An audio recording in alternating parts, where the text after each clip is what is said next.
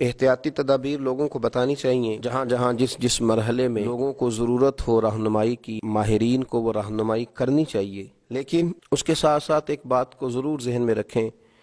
کہ لوگوں کو نا امید ہونے سے بچایا جائے۔ ایسی باتیں معاشرے میں نہ پھیلائی جائیں جو نا امیدی کا سبب بنے۔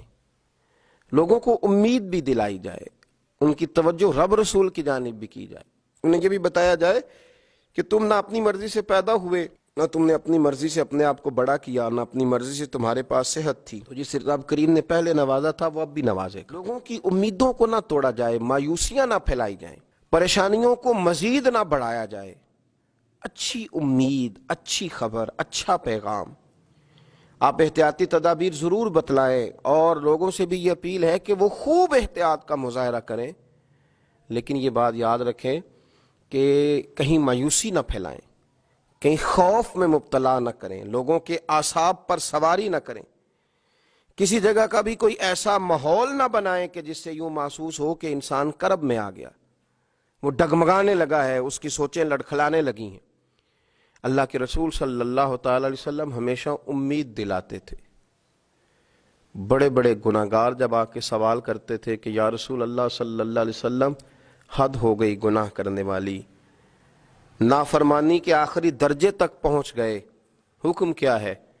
تو حضور فرماتے تھے تم کلمہ پڑھو تمہارا رب تمہیں معاف کر دے گا، تم کلمہ پڑھو اللہ تم پہ رحم فرمائے گا، اللہ تمہارے لیے آسانیاں کرے گا۔ بڑے بڑے غریب لوگ جب دروازہ رسول پہ آتے تھے تو حضور ان کے لیے ہاتھ اٹھا کے کہتے تھے کہ اللہ تمہیں مالا مال کر دے گا، تمہیں اللہ نواز دے گا، تمہارے لیے آسانیاں کر دے گا۔ اور پھر جب بڑے کمزور لوگ، بڑے بیمار لوگ، بڑے مجبور لوگ، وجود نکاہت سے چور چور ہو گیا، اس طرح کے لوگ جب آتے تھے تو اللہ کے رسول صلی اللہ تعالی علیہ وسلم انہیں بھی امید دلا دیتے تھے، ان کے لیے بھی حضور صلی اللہ علیہ وسلم خیر والا معاملہ فرما دیتے تھے۔ حضرت سعد بن ابی وقاص رضی اللہ تعالیٰ عنہ ارشاد فرمانے لگے کہ میں اتنا بیمار ہو گیا کہ مجھے یوں لگا کہ اب اس بیماری سے اٹھ نہیں پاؤں گا، شاید اس بیماری سے میں انتقال کر جاؤں گا، اب میرے لیے شاید مشکل ہو جائے مزید آگے بڑھنا۔ ہاں فرماتے ہیں میری ایک ہی بیٹی تھی تو میں نے یہ ذہن بنایا کہ میں وصیت کر دوں اپنے مال میں سے،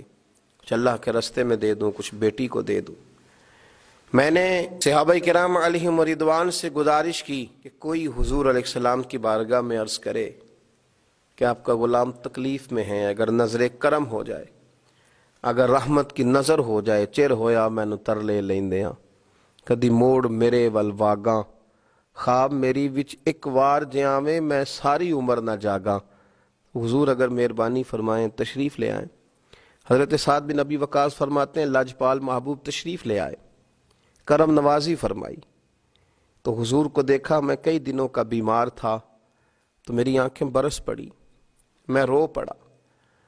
میں نے عرض کی یا رسول اللہ صلی اللہ تعالی علیہ وسلم شاید اس بیماری سے اٹھ نہ سکوں، ایک ہی بیٹی ہے، میرا ارادہ ہے کہ میں اپنا بہت سارا مال اللہ کے راستے میں خیرات کر دوں۔